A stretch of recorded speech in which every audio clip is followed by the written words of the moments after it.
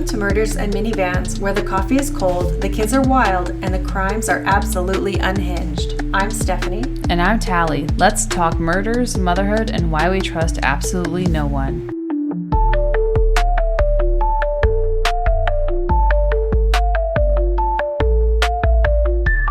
Like, I'll joke and do like funny little anecdotes. Yes. But never will I talk like that to my kids or my parents. No. It's not their business. It's very icky. Yeah, I don't like it. I think there was an Oprah like 20 years ago talking about if you only ever complain about your spouse to your friends, that's who your friends think he is. Yeah. They're not there for the makeup. Yeah. And so they have a then biased opinion and they have half the information. So if something ever happened, they'd be like, well, he's a bad guy. No.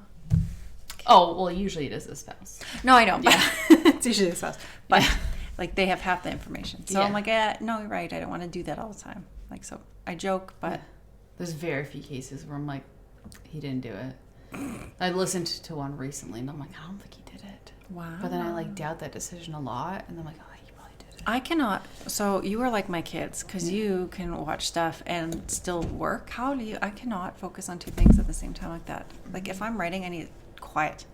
Oh, I can't. I hate, like, when I work in quiet. I don't know why, because, like, my work is very detailed. Mm-hmm. So, like, I have to be, like, in the zone. And I won't answer messages or calls. But I'll listen to women fight. Yeah, S&E can do that for sure. I weird. don't have it in me. Yeah. Like, can I listen to music while they were trying to read something. Like, what? Okay, that's my line. Oh, I know. I have to read in silence. Yeah. That's different. Yeah. Because, like, I want to remember it, I think. And, like, my job is a lot of auto. I don't know. I don't know how to describe it. Mm-hmm. Maybe because I hate it. So, I don't know. E was trying to write today. Yeah. And she asked to listen to her music. I'm like, if you want. And classical music is supposed to help you write, like, do something to your Yeah, brain. it's good for your brain. Yeah. I don't know. Couldn't be me. Yeah, so it was entertaining. I saw you yesterday, We'll so I'm see. not going to ask how you are. That's true. We just went over it. Yeah. Fucking terrible. Not terrible. It's just, and I think it was another fear thing too. Like it was kind of with like COVID. Yeah. With Snowmageddon. Like there's so much fear associated with the snow. Like, Yeah. dude, we live in southern Alberta. There is snow. You see, there's That's a close. Freudian slip. This is the thing. This is where your true self comes out. Because Yeah. I said to myself the other day, Stephanie's I think probably it was fine when in the we snow. had that like crazy freak storm, Mm-hmm. and I was surprised by like how concerned you were about it, because I'm like, she's gonna say this is northern Alberta. This was like a Thursday, like. Fair. So then you were so surprised. I'm like, oh, and then there's something else that you had said about the snow and how you. When you went to Banff, or you were planning to go to Banff, but the snow was coming, and I was like, I think she's becoming a southerner. Like, I think she's becoming a southern Alberta sissy. Yeah. Because I'm seeing these little things, because this is worrying for me. I think if Brian was home, I probably wouldn't be freaking out. Yeah, I don't love that Neil still has to go to work. Yeah. Yeah. And like that huge freak storm, thank God, like everybody was home here. Yeah. So that was really nice. I was like, this is nice and cozy, and I just like get to look at the chaos. Yeah. You know? Yeah. Well, I think mine was unnecessary risk. Makes me outrageously angry. Yeah. So because I think I have the flexibility with homeschooling and working from home, I don't understand the unnecessary risk when they're like, oh, I'm just going to run to Calgary real quick. No. Like, do you listen to the news at all? The farthest I'll go is the town over that way. Yeah. Like, I don't mind driving in snow, but when the visibility and there's no reason for you to go out, it makes me viciously angry. Yeah. Okay. So Let's hear about more sad things. let's do it. Episode 2 is dedicated mostly to the victims and the system that failed them. In 1996, Maria Farmer, who I brought up in the first episode, walked into the FBI's New York field office and told them that Jeffrey Epstein and Ghislaine Maxwell had sexually assaulted her. She told them that her 16-year-old sister, Annie, had been abused at Leslie Wexner's ranch, and she gave them names, locations, and details. FBI took her statement and did zilch with it. For 9 years, Epstein continued abusing girls. For 9 years, the FBI had a credible report from an adult victim and completely ignored it. By the time Palm Beach police finally started investigating in 2005, there were at least 36 confirmed victims in Florida alone. by the time that federal prosecutors got involved, that number was over 80. And those are just the people that came forward. There's a lot of Jane Does and people who did not report. Yeah, lots of people don't too, which is too bad because they're embarrassed. But it's not their fault they're a victim. No, not at all. You shouldn't be embarrassed, but I can understand. It's scary and sad and horrible. It's a horrible thing. It'd be a big thing to discuss with people, I think. Well, and if you're trying to heal. So every time you would retell the story, you're at risk of re-traumatizing yourself. It's interesting. Some people heal by telling their story multiple times over and over again. Yeah. And other people just like want to move on. So it's an interesting thing about psychology to me. Yeah, well, I think it is a thing, like when there's sexual assault involved. I think if you do retell this, there's one of them that when you retell it, you're re-traumatizing yourself because you're going over the details all the time and your body goes into panic. I would say probably the most well-known victim is Virginia Roberts Giuffre. So Virginia Roberts, she would later become Virginia Giuffre after she got married, was born in California in 1983. Her childhood, by all means, was rough. She ran away from home as a teenager, and she ended up in Florida, where at age 16, she was working as a spa attendant at Donald Trump's Mar-a-Lago club in Palm Beach. Oh. So that's where Ghislaine Maxwell found her. Maxwell approached Virginia while she was working, and she was friendly, charming, sophisticated. She had a British accent, like I said. Charming. Yeah. Designer clothes, and she was very confident. She told Virginia about a very wealthy man who needed a traveling masseuse, and the pay would be excellent, and it would be an opportunity to see the world and meet interesting people, and that they would pay for her schooling. She was 16 and she was broke and had no family support, and she wanted a better life, so she said yes. Maxwell then brought her to Epstein's Palm Beach mansion, and that's where the abuse started. Epstein assaulted her during what was supposed to be a massage, but instead of escaping, Virginia was just pulled deeper into the operation. Epstein and Maxwell groomed her. They told her that she was special. They gave her gifts, clothes, money, attention. They flew her on the private jet. They took her to New York, to the island, Paris, London, and they made her feel like she was living a glamorous life. But the reality was that she was being trafficked.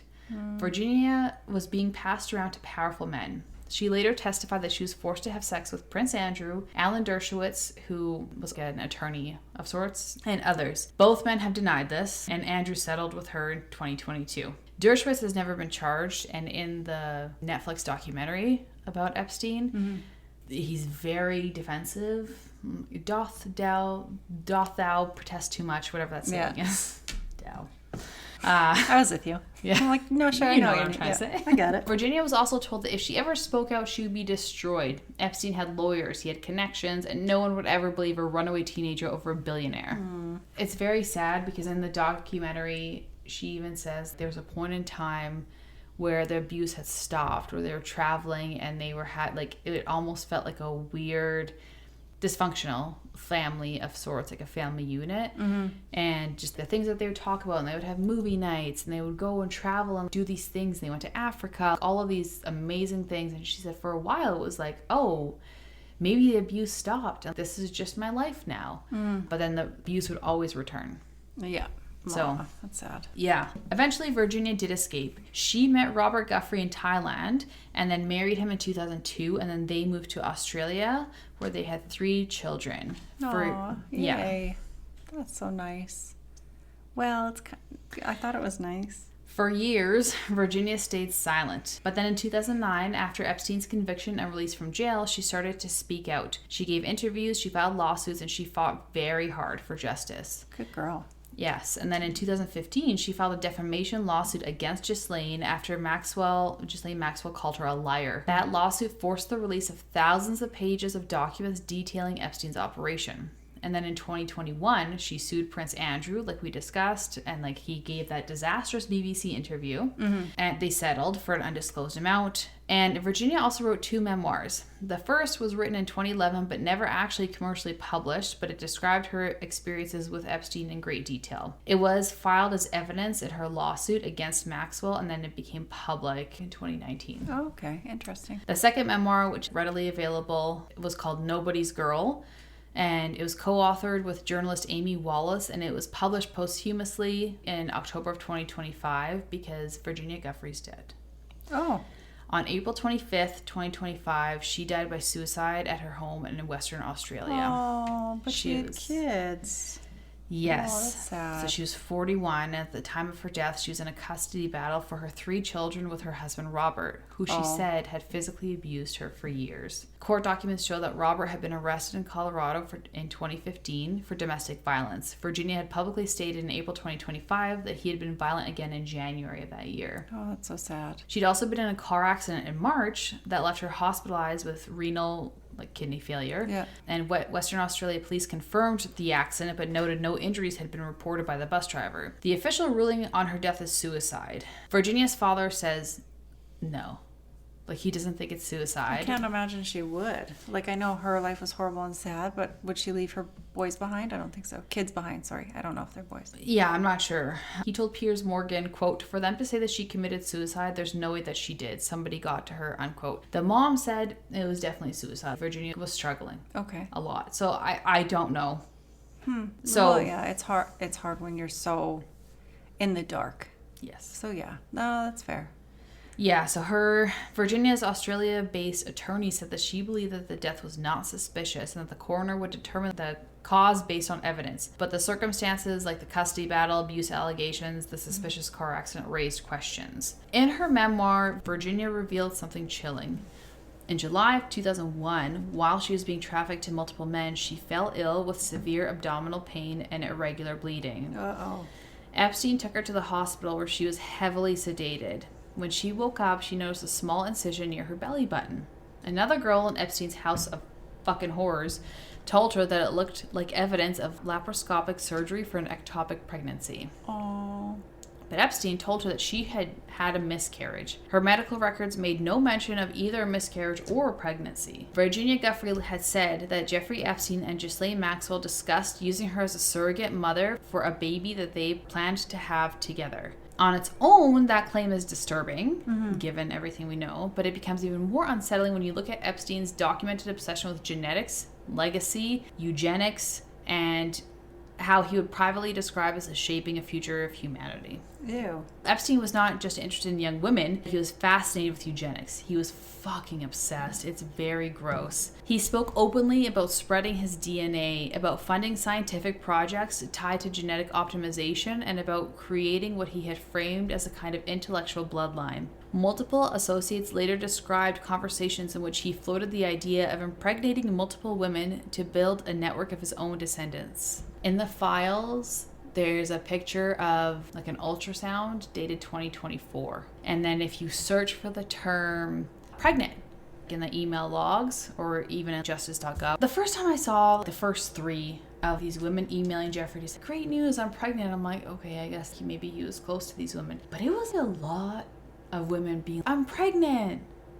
Oh. If it was any other case, I would say it could be nothing. But given the fucking horrible shit that I've seen, it's not nothing. So what do you think it is, though? What do you think he was having sex with that many people? Do you think he was... I think he was getting trying his to get sperm his shot into DNA people? as far and wide as possible. And I'll discuss this more in the next episode, but him and a whole bunch of weird fucking tech bros that I will make links to in the next episode really push eugenics and the spreading of their DNA because they think that their DNA is optimal? the best. Yeah. Elon's even talked about it. Yeah. When you hear that he allegedly discussed using a victim as a surrogate, it doesn't just sit there Yeah, for me. no, that's icky. Yeah, it fits into a much larger pattern, one that goes beyond abuse and into something much more calculated and ideological. That's Virginia Giuffre. So now we're going to move on to Maria and Annie Farmer. And I know I've talked about them quite a bit, but I think their stories need to be told. Maria Farmer was an artist in her mid-20s. Actually, and you know what? In the documentary, her art is beautiful. I know art is subjective, but it is very moving and good. I think she's back into art now because she stopped for quite a while because of the trauma. Fair. It's very good. Epstein hired Maria to work on art projects, and just as a refresher from the last episode, how she got in touch with these two. She was studying at the fancy art school, I'm sorry I didn't write it down, in New York, and the school director introduced her to Ghislaine and Epstein. Basically shorted her on her paintings. Epstein basically said, "I'll make it up to you. I'm going to hire you to work on art projects," and she thought it was completely legit. In 1995, Maria and her 16-year-old sister Annie were both at Leslie Wexner's ranch in New Mexico. Maria said Epstein and Ghislaine assaulted her there, and Annie says that she was assaulted separately. Maria tried very hard to protect her sister, but she couldn't. In 1996, Maria went to the FBI. She gave them a detailed statement, told them about everything about his operation and about Ghislaine's role and her sister, and she begged them to investigate. FBI and NYPD did nothing. And for years, Maria felt abandoned. She later said that she believed the FBI didn't act because of Epstein's connections. She said that law enforcement told her that Epstein had powerful people protecting him and that there was nothing that they could do. That's so sad. That's awful. The fucking FBI. That's every sibling's nightmare. Yeah. To me, the FBI is like, who is there above the FBI? Yeah. The CIA? And like, can they even help? And how do you get a hold of them? No, but the most powerful branch of judicial, whatever, can't help you. Justice. Yeah, I would say. Can't help you, then you feel utterly helpless. Yeah. It boggles my mind. So sad. Think about that. They basically said, he's too powerful, we can't touch him. Mm-hmm. To me, that is not law enforcement, that is being complicit, allegedly. Both Maria and Annie eventually testified publicly. Annie testified in Ghislaine Maxwell's trial in 2021. She described being groomed by Maxwell, who pretended to be a mentor. Annie was 16 when Maxwell arranged for her to visit Epstein's New Mexico ranch. And while there, Maxwell gave her a massage that turned sexual, and then later Epstein assaulted her. Annie's testimony was crucial in Maxwell's conviction, but it came 25 years too late. If the FBI had acted in 1996, Annie and hundreds of other girls would have never been victimized. The youngest victims, I know I mentioned girls as young as 8 and 9 in the last episode, but I'm just going based off of court documents and victim affidavits because I don't want to get sued. Yeah. But it is publicly available information that 12 is not the youngest that he went. Court documents and victim affidavits reference girls as young as 12 years old. Middle school age. Children who should have been worrying about homework and friends and growing up. But instead, they were targeted by a billionaire pedophile and his network of enablers. Gross. The youngest victims were often recruited from schools. Recruiters would approach them outside middle schools or at malls, and the pitch was always the same: easy money for a massage. 12-year-old doesn't understand what's happening. They don't have the life experience or skills to recognize the manipulation. And they don't know what is being done to them is rape. Yeah. And your brain is wired to protect you. Well, and it's a new sensation too. So there'd be all these, there'd be like stimulus overload, and they wouldn't know how to make sense of it. Oh yeah, you would shut down. Yes. One affidavit described a girl who was recruited at age 12 and abused for years, and by the time she was 15, she had brought multiple other girls into the operation. She didn't see herself as a victim. She thought that she was working. That's how effective the grooming was. Sad. Yeah. The triplets and Port Authority recruitment. One particularly disturbing aspect of Epstein's operation was how they were recruited from vulnerable populations. Court documents reference recruitment at places like the Port Authority bus terminal in Manhattan. That's like a transportation hub. It's a place where runaways, homeless youth, and vulnerable kids often end up. And Epstein's recruiters knew this. They targeted girls who had nowhere to go, no family support, and no resources. One allegation involved triplets, 3 sisters who were allegedly all recruited and abused by Epstein. The details of this case are murky because the victims haven't actually come forward publicly, but it does appear in court filings. Targeting runaways and homeless kids is actually a classic trafficking tactic. These are girls who will not be reported missing, most likely, and they don't have parents calling the police. So, to Epstein, they're invisible. Yeah, because they could get lost. So sad. Epstein's operation wasn't limited to the U.S. He trafficked girls internationally. Ew. And like I mentioned in the last episode, through Jean-Luc Brunel and the MC2 modeling agency, girls were brought in from Brazil, Eastern Europe, France, other countries. And the promise was modeling work in New York or Paris. And the reality was trafficking. One victim, identified in court documents as Jane Doe 102, testified that she was recruited from Brazil at age 14. She was told that she would be a model, but instead Brunel personally assaulted her multiple times, and then she was then later trafficked to Epstein. These international victims were particularly vulnerable because they didn't speak English well, and they didn't know the U.S. laws. They were in a foreign country with no support system, and if they tried to escape or report the abuse, they would risk deportation or legal trouble. Oh, that's awful. It's so fucked. Epstein and Brunel weaponized that vulnerability. They held the girls' passports. Aww. They controlled their visas. They made sure the girls knew that speaking out would destroy them. And like I mentioned about Brunel, he was arrested in France and then charged with rape, and then he hung himself, allegedly. Very convenient that 2 key figures in the operation were both dead before the trial, but do with that information what you will. Courtney Wild. She was 14 when she was first abused by Epstein in Palm Beach. She was recruited in 2002. The pitch was the same one used over and over again, $200 for a massage. Years later, Courtney would become one of the most outspoken victims. She was central to challenging the 2008 federal non-prosecution agreement that allowed Epstein to plead guilty to state charges instead of facing federal sex trafficking charges. Ugh.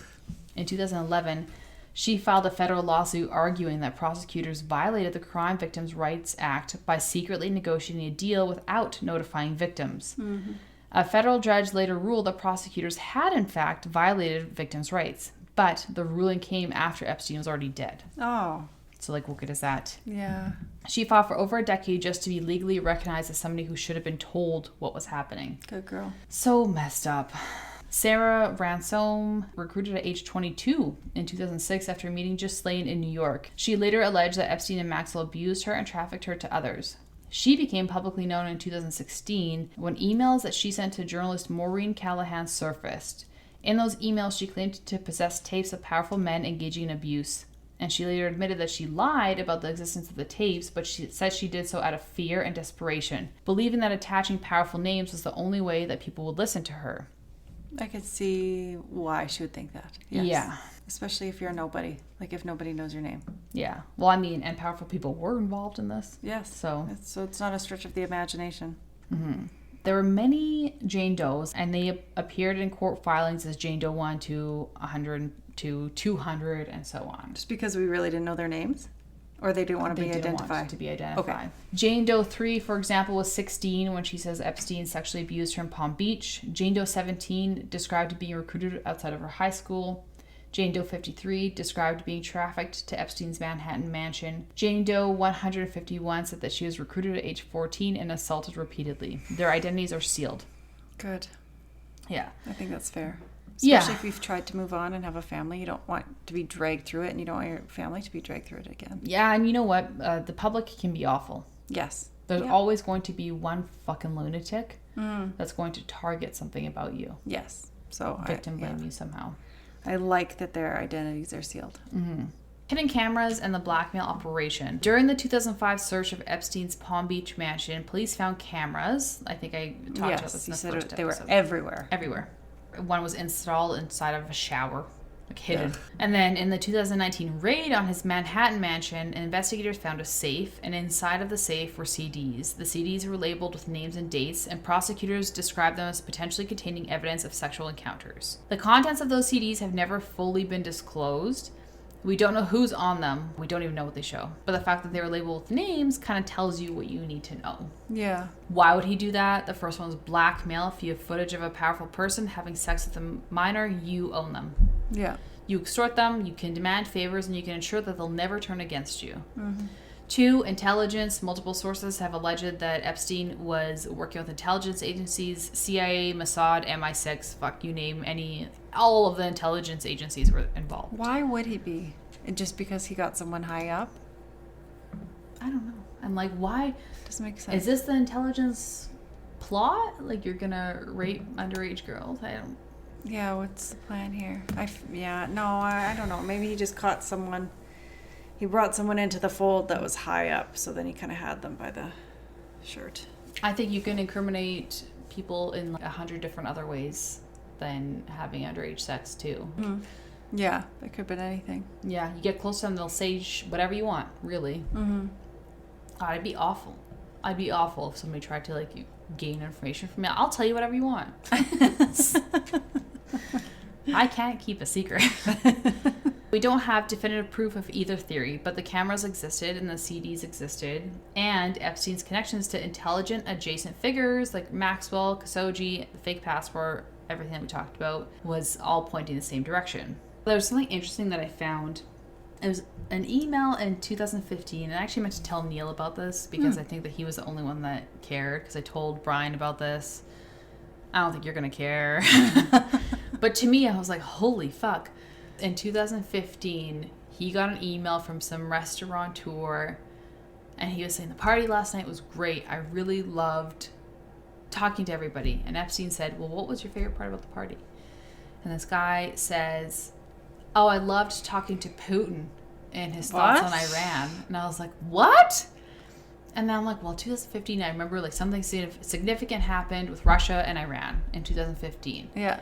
And I was like, April. And then I was like, okay, when did Russia get involved? And I think they attacked Iran. There was like some sort of war, something that happened in 2015. Something bad. I'll talk more about it the next episode because I don't want to Google it right now. April 2015, that was that party. September of 2015, there was a significant attack, I want to say, involving Russia and Iran. And I'm like, what? So at these parties, you're just, listen, I'm not saying that like owning restaurants isn't a big deal, but you're saying you own restaurants and you are talking to Putin and he's like, yeah, actually, this wine is great. Overthrowing it one day. I think I'm going to attack Iran in a few months. These are my thoughts. What do you think? I'd be like, are you fucking crazy right now? I go ballistic. I need to call someone. Yeah. He's just talking about it on email. And I was just shocked. Like that whole revelation. I'm like, hello? Is anybody connecting these dots? I need somebody more important than me to connect these dots. See this email. Blew my mind. I got like the shivers. Yeah. Yikes. He's just so casual. How was the party? Putin was pretty cool. Jesus Christ. Anyways, we're laughing because we're traumatized, not because we think it's funny. Yeah, no, it's not funny. It's fucking scary. Yeah. Okay, so the psychology of grooming, which I know you know, but... Sad. Yeah. How does grooming actually work? Because it's important to understand why victims stayed, why they recruited friends, and why they didn't report. Because there's a lot of... People will, again, like I said, victim blame. And they'll be like, well, why did you bring your friends into this? Are you kidding me? It's a fucking 16-year-old girl. Yeah. That's literally all you need to know. Yeah. No more questions. So grooming... Probably, so many things. Probably gaslit herself a little bit. Didn't realize how bad it was. Wanted connection. Didn't even think that it actually happened. That's the thing. She could have blocked it out. Lots of things. Yeah. Or she could have think, maybe he won't do that to my friends. Yeah. I don't know. It could be so many things. Sad. Yeah. So grooming is a process. It doesn't happen all at once. It's gradual and methodical, and it's designed to break down a victim's sense of reality. Step 1 is recruitment. A girl is approached by somebody that she trusts, often another girl her age, and the pitch is innocent. A massage job, easy money, and nothing sexual is mentioned. The recruiter might even be genuine. She might not even realize that she's bringing her friend into abuse. A lot of these girls didn't. Step 2, the first visit. The girl is brought onto Epstein's properties, one of them. She's greeted by somebody friendly like Ghislaine, Sarah Kellen, or another woman, and they make her feel so comfy. They offer her something to drink. They tell her how beautiful she is and how lucky she is to be there. And step 3 is the abuse. Epstein arrives, the massage starts, it escalates, and the girl is confused, scared, and she doesn't scream or fight because she's in a match with a billionaire. Yeah, she probably doesn't believe it's happening either. And she's surrounded by people who act like this is completely normal and she doesn't know what to do. And step 4 is payment. After the abuse, Epstein pays her cash, hundreds of dollars, and to a 14 or 15-year-old, that's a fortune. And the payment creates cognitive dissonance. If this was rape, well, why did he pay me? Maybe it wasn't that bad. Maybe I'm overreacting. And step 5 is normalization. The girl comes back because she needs the money, maybe, or maybe she doesn't realize how to say no. And each time the abuse continues. And each time she's told this is normal. Rich men just get massages. This is how the world works. And you're lucky to be here and have this opportunity. And step 6 is recruitment. Again, the victim is asked to bring friends. She's offered more money and she thinks, well, I survived. My friend needs the money too. Maybe it's not that bad. Maybe she won't be abused. And this is how grooming works. It breaks down your sense of what's acceptable, makes you complicit, and it makes you feel like you can't report because you participated. And in fact, I'm so sorry I can't remember the victim's name, but she basically, I think she was like 16 or 17, and she was telling the FBI, I was recruited, and then I started to recruit girls, and the FBI or the police, they're like, okay, so you're admitting to a crime right now, so we're actually going to keep you here. And I'm like, are you fucking kidding me? Read the room. That's sad. Yeah, because then she's scared she's going to clam up too. Yeah, so then she went and she told trusted people the truth, and they fucking blamed her for it. God, I want to shake those cops. Yeah, that's horrendous. Yeah. So Epstein did not target rich kids. He targeted poor kids. He and his recruiters specifically looked for girls that were from struggling families and who needed money for basic necessities and whose parents were working multiple jobs and maybe weren't around and they just didn't have any options. One victim, identified in court documents as Jane Doe 1, testified that she was recruited outside of her middle school at age 14. Her family was barely scraping by, and when she was offered $200 for a massage, that money meant groceries for her family for a week. No. Yeah. The first time, she went because she needed the money. The second time, because her family needed it. And the third time, she felt trapped already. That's how little it takes. Yeah, it doesn't take a lot. Especially when you're that young and you don't understand. Yeah, and she was ashamed. She didn't want to tell her parents where the money was coming from, but she couldn't afford to stop. And that's the trap, because poverty breeds desperation. You have somebody here that's offering you relief, and once the girls took the money, they felt complicit. And they felt like they couldn't report it because they had taken the money. Yeah. This is not like a fundamental misunderstanding of what prostitution means legally. A minor cannot consent to sex. I'm so sorry. He's so loud. The cat is snoring. I hope that this doesn't pick up. But I think it will. like 18-pound walrus of a cat is behind me, and he's snoring. He's having the time. Joey! Joe! I won't come up. How was he laying? He was just sleeping regular. That he snores like a grown man. I thought he was like laying funny or something, or with his like face scrunched up to something. No, he's not allowed to sleep in our room because between him and Brian, I'll never sleep a night in my life. Sorry, it was funny. It's a human good comedic relief. Yeah, we needed that. Good timing, Joey. Yes. So yes, I know. It's like I was saying, a minor cannot consent to sex. It does not matter if money changed hands. It doesn't matter if she came back. It doesn't matter.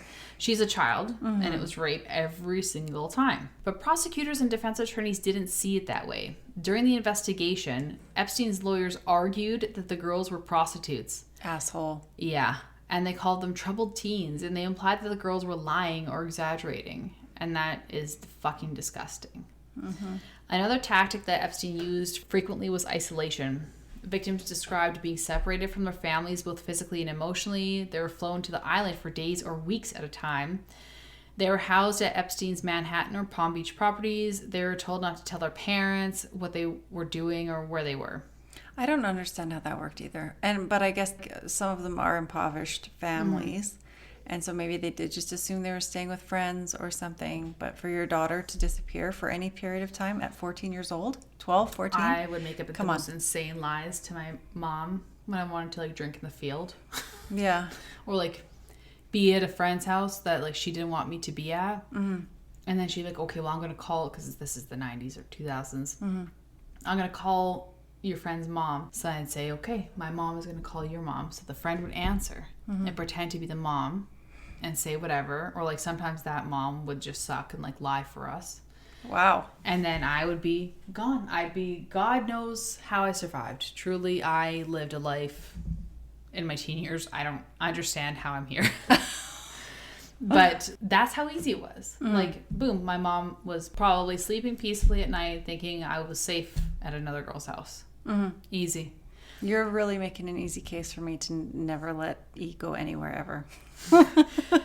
I think teenage years are going to be the time for me to thrive, because I don't think you can pull wool over my eyes, because I have done it all. Yeah. You cannot hide anything from me. Excellent. I like that we are close, and I will call you and be like, does this check out? Yeah. And then we'll go hunt them down together. Oh, yeah. And I've heard around here where the party spots are. And perfect. And so I knew I'm an old person. I'm like, you're drinking in a field? And then I'm like, all right, I used to do that. Just like the olden days.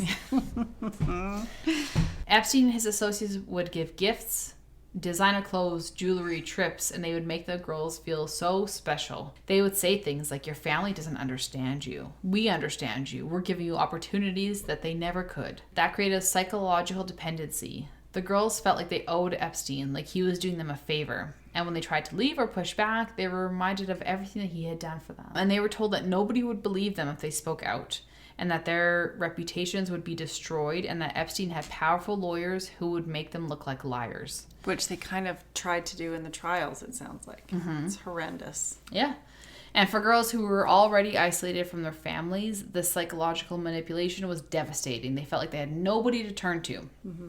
Some victims were forced to sign non-disclosure agreements. These were legal documents drawn up by Epstein's high-powered attorneys, which threatened severe financial penalties if the victim ever spoke about what happened. The funny thing is, if you're ever made to sign an NDA, NDAs do not cover criminal activity. You can report that. It's literally just a scare tactic. So if you're being assaulted or abused, or there's any kind of crime going on and you have an NDA, it literally does not fucking matter. It does not cover crime. So for a teenager living from a low-income family, the threat of a lawsuit or even an illegitimate one was terrifying. Of course. They wouldn't understand. Yes. But the victims did not know that. No, they wouldn't understand that. No. I didn't know that. I just learned that. Yeah, I didn't know that until you just said that. Yeah. I just learned that like 5 years ago. Interesting. That's good to know. Epstein also used reputation intimidation. He would tell victims that they knew powerful people and that he could ruin them, and that if they spoke out, nobody would believe in nobody over a billionaire philanthropist. Oof. Yuck. And for a long time, he was right. When victims did come forward, they were dismissed and called liars, gold diggers, or troubled teens. Yes. The 2008 plea deal. This is the most infuriating part of this. By 2007, the federal investigation to Jeffrey Epstein was well underway. The FBI had interviewed multiple victims, and federal prosecutors in the Southern District of Florida had prepared a detailed draft indictment that reportedly included numerous counts related to sex crimes involving minors. And then the U.S. Attorney at Alexander Acosta's office, I mentioned him in the first episode, entered into a non-prosecution agreement. Under the agreement that was finalized in 2008, Epstein pled guilty in Florida State Court to 2 charges: procuring a minor for prostitution and then soliciting prostitution. He was sentenced to 18 months in county jail. He ultimately served only 13 months. And during that time, he was granted work release. So 6 days a week, he was permitted to leave jail up to 12 hours a day to work at his office. He was housed in a private wing of the Palm Beach County Stockade and later moved to the jail infirmary, which is like a nothing jail. Yeah. And as part of the non-prosecution agreement, federal prosecutors agreed not to pursue federal charges against Epstein. And that agreement also included language granting immunity to certain named individuals and potential co-conspirators under federal law in the Southern District of Florida. Wow. That immunity provision would later become one of the most controversial aspects of the deal. Because, like I said, the victims were not told about the agreement before it was finalized. It's awful. Also interesting to note about his time in jail, he had an ankle bracelet, so he wasn't allowed to leave home when he was let out. So he was on house arrest.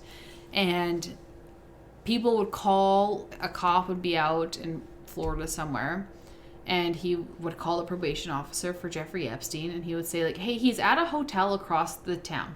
Not even remotely close to us. He's having a meeting. It was like Bill Gates at the time. Yeah. Big guy in the Epstein files. Big fucking creep. Oh. Literally anybody that you think of, they're all there. Oh. It's That makes prepare you to really be sad. disappointed. Bill Gates is a fucking giant creep. Oh. And not even allegedly. That is fact. He's a gross fucking nerdy weirdo. Come at me. Don't listen to her. Don't listen to her. Windows sucks. I'm an Apple user. Okay. Bill Gates. We're getting into the fighting territory now. Slow down over there, Anyways, Apple. But yeah, I just... Ugh. Probation officer would say, like, well, what do you want me to do? He's a celebrity. Oh, wow. Are you fucking kidding me? Go get him. Yeah, it's your job. Put him in regular jail, perhaps. Oh my god. So anyways, under the Crime Victims' Rights Yikes. Acts, victims have the right to confer with prosecutors and to be informed of any plea agreements. In 2019, U.S. District Judge Kenneth Mara ruled that federal prosecutors had violated the Crime Victims Act by failing to notify the victims about the non-prosecution agreement. Nice. And they actively concealed it. But the court also ruled that Epstein had died. Because he died in 2019, there was no longer a criminal case to reopen. Oh. So the violation was acknowledged, but there was no practical remedy, and the deal stood. By the time that ruling came down, Epstein had already completed his sentence, and the federal prosecution had once again been drafted as though it never happened. So let's go back to why Alexander Acosta, this scumbag fuck, agreed to it. In 2017, during vetting for his appointment as Secretary of Labor, Acosta reportedly told members of the Trump transition team, and I think I mentioned this last episode, that he had been told that Jeffrey Epstein belonged to intelligence and was above his pay grade, and that he had been instructed to leave it alone. Acosta later publicly defended the 2008 non-prosecution agreement, arguing that it was the most pragmatic path forward at the time, and that it ensured Epstein would at least be registered as a sex offender. Oh, fuck off. There's no publicly confirmed evidence that he was ever publicly affiliated with an intelligence agency. I don't think he was. I think he's full of shit. But also, would there be proof? Would a spy agency say, yeah, that's one of my spies? They never even... Yeah, we want him on our payroll. They never say... They will never confirm, ever, if he was a spy or not. And they do that with anybody that worked for intelligence. Because it's intelligence. Yeah. Anyways, Acosta had never produced documentation supporting that claim, but still, the statement deepened public suspicion about whether external pressure influenced the structure of the deal. As a U.S. attorney for the Southern District of Florida, Acosta approved the 2008 non-prosecution agreement that granted him immunity from federal prosecution and extended protections to unnamed co-conspirators, effectively shutting down the broader FBI investigation despite evidence involving dozens of underage victims. He later resigned as Secretary of Labor in 2019, days after Epstein was arrested again on federal sex trafficking charges in New York. His resignation underscored how the 2008 agreement continued to reverberate more than a decade later. The controversy also intersects with Epstein's social ties to Donald Trump. Ugh. Epstein and Trump moved in overlapping New York and Palm Beach circles from the 1980s through the mid-2000s before reportedly falling out. While there's no evidence that Trump was involved in the plea negotiations, Acosta ultimately served in Trump's cabinet, linking the prosecutorial decision to the political sphere of Donald Trump years later. Taken together, Acosta's prosecutorial discretion and Epstein's network of powerful associates, and then the later political implications that have fueled ongoing questions about institutional protection, elite influence, and whether Epstein's status and connections shaped how the justice system responded to him. This was not a single point of failure. It was a very layered point of failure. In 1996, Maria Farmer reported allegations, no charges. 2005, Palm Beach police began investigating after a parent reported her 14-year-old daughter had been paid. Nothing happened. Local police actually compiled evidence against that case and recommended multiple felony charges, but there was only one single charge in that case of solicitation. And then the non-prosecution agreement. But meanwhile, Epstein was still socializing with very powerful figures. He continued to travel and to manage money. And it wasn't until July 2019, more than a decade after the plea deal, that he was arrested again, but this time in the Southern District of New York on federal sex trafficking charges. The 2009 indictment alleged that he had abused and trafficked minors in Florida and New York between 2002 and 2005. He died in federal custody on August 10th before trial. After his death, a victims' compensation program funded by his estate ultimately distributed more than $120 million to over 130 claimants. That number alone underscores scale. That's 130 people. That's a lot. I feel like there's more. Oh, for sure. Those are just people who came forward. Yeah, if he was that efficient of a machine, there's more. So, throughout the 2005 to 2008 proceedings, defense attorneys argued that girls were engaged in prostitution, and again, they were labeled as troubled. Yeah, but they wouldn't have if he hadn't involved himself. No. That's terrible. So anyways, in closing, Virginia Giuffre is dead. Maria Farmer watched the FBI ignore her for 9 years. Annie Farmer testified at Maxwell's trial 25 years too late. The 12-year-olds, the 13-year-olds, even younger than that, never came forward. Jeffrey Epstein served 13 months in a county jail with work release. His co-conspirators got immunity. The powerful men that he allegedly trafficked girls to faced no consequences. And that's what justice looked like in 2008. Next time, we're going to talk about what happened after Epstein got out of jail, how he rebuilt his reputation, who continued to meet with him, because that list is fucking long, and the 2009 arrest that finally brought him down right before he died under suspicious circumstances. Dun, dun, dun. What are your thoughts? I don't know. I have a lot of thoughts because obviously it's very, very sad, and they're very sick, dark, twisted people out there. Yeah. I don't know that I'm surprised, but I think it's more of my own like trauma response because it's such a wide net of horribleness, and it was reported and it was covered up. Yeah. Of course it fucking was, because it was girls. Yeah. Like, so a part of me feels that way, that because it was young female victims of underprivileged families often, of course you swept it under the rug, or you thought you could get away with it, and you did for a long time. Yeah. It's very sad. It is just awful. Again, like I said yesterday, I have a hard time comprehending how does your mind get to this place where you see like a girl from a struggling family or struggling life, whatever, and you're like, well, yeah, I'm going to take her because nobody's going to care. So sad. Nobody's going to report her. I'm like, well, how the fuck does your mind work that way? I know. When I was doing social work, I was working with a young girl who her mom's boyfriend abused her. So mom was out of town. He came into her room at night, and she was deaf. So she took her hearing aids out. So she couldn't hear him. It was horrible, horrible, horrible. But when she told the story, because she was a young girl, she started to laugh because that was her trauma response. But the first officer on scene thought she was lying. Can they because have she laughed. some fucking training, please? Like, Yeah. I imagine that maybe they do now. Or they need more, or don't have a conversation with that human unless you have other people present.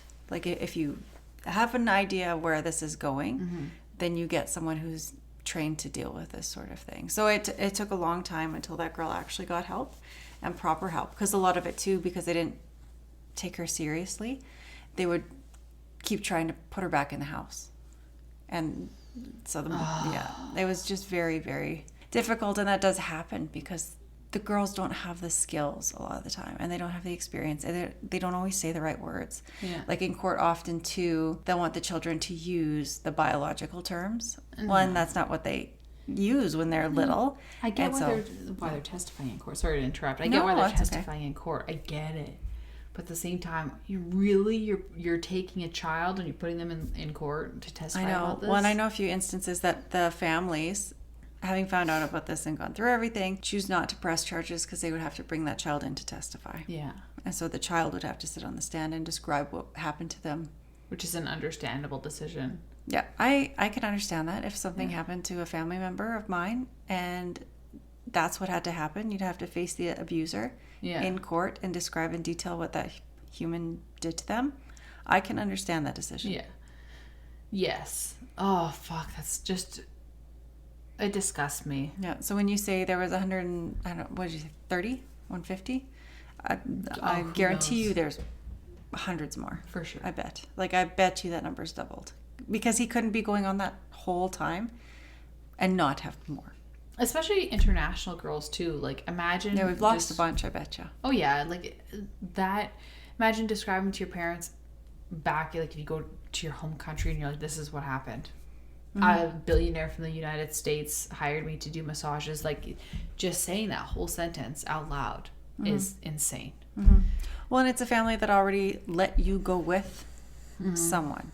They let their teenage daughter, preteen daughter, go with a stranger thinking she'll be a model. So it's already murky that you let your daughter go already. Of course she was a victim.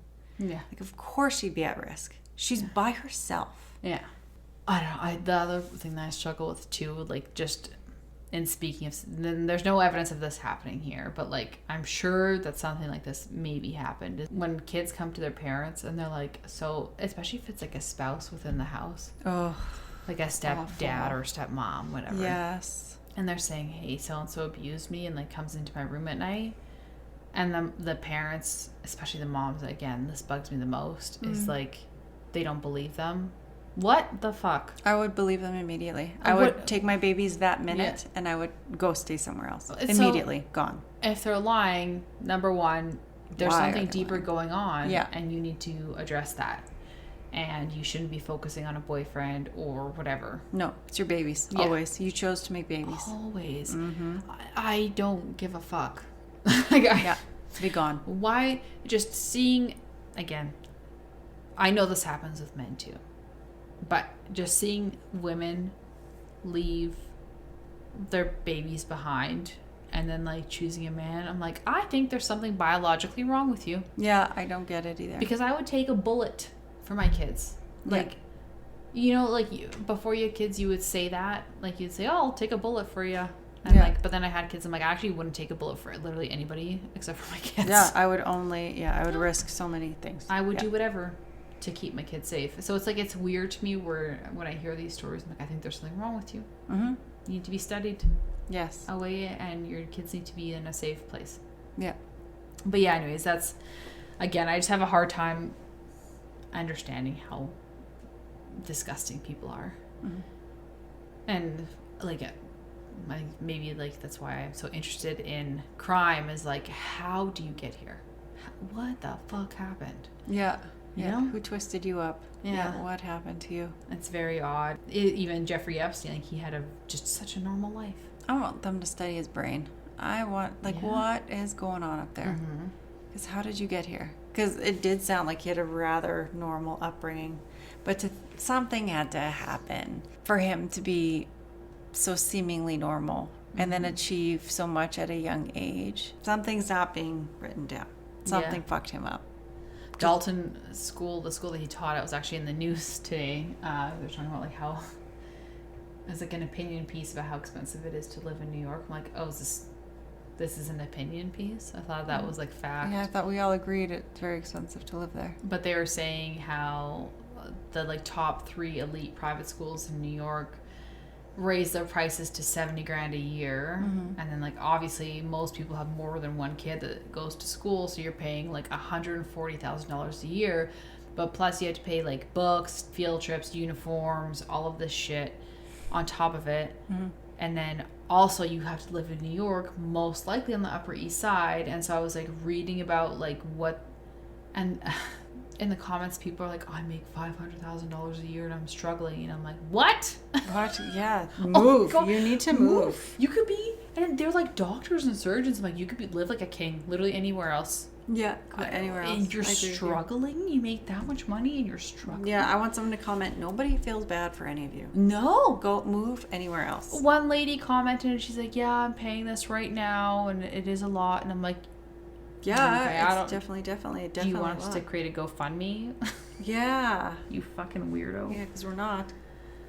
Anyways, we've lost the plot here. Sorry for ruining your day. Yeah. Part 3 is probably going to be long, but you don't have to listen to me ramble about it until Sunday. For another week. Yeah. Bye. Bye.